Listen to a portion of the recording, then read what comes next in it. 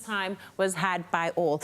Now, being a single parent is one of the most difficult tasks in the world. Now, after becoming a single mother, Ronelle Steenkamp was inspired to start a support group on social media that offers emotional and mental support to other single mothers. Welcome to The Loft. Thank you so much. Thank you.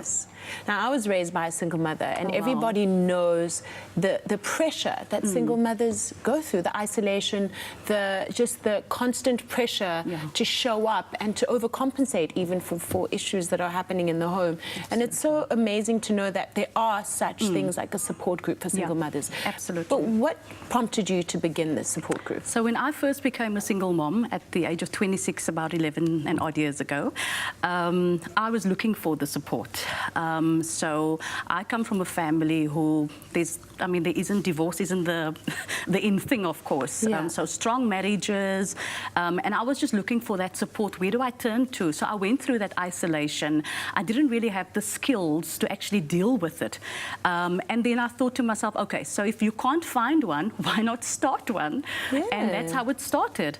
And ultimately, it didn't start through, putting a brand to it. It really just started with, if I know you're a single mom, I'm there for you. Here's my number, etc., etc. So 11 years gone by, and Amazing. Now, supporting other single moms in small ways. One of the most disheartening issues is the stigma that society attaches to single mothers. What are some of the ways that society views single mothers? Yeah, look, from a, I think from a religious point of view, you need to forgive.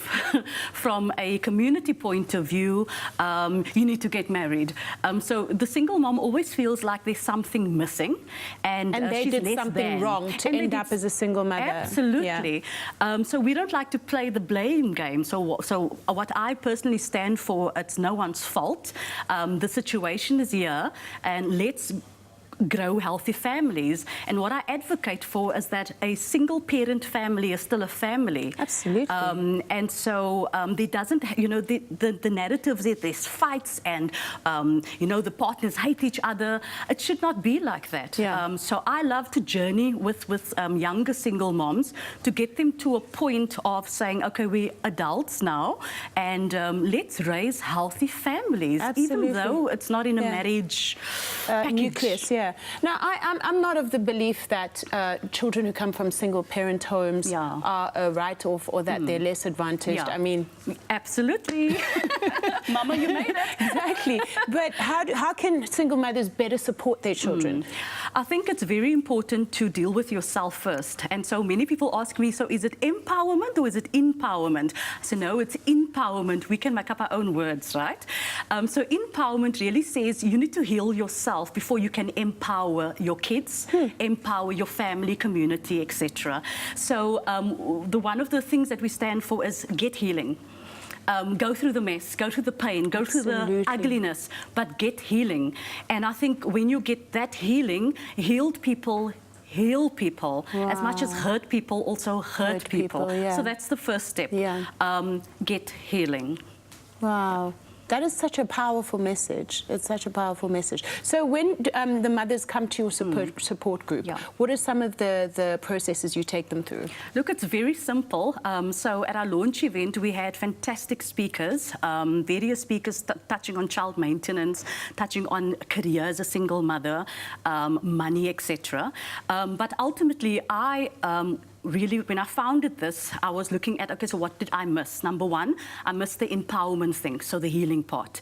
Number two is to interact with other single moms. So whenever you go to an event, you always pitch alone. Whenever you are invited to someone, you're not bringing someone with you. So there's this constant isolation. Even in the business world, you're invited to events, everyone has their partner on the side or etc. and you alone.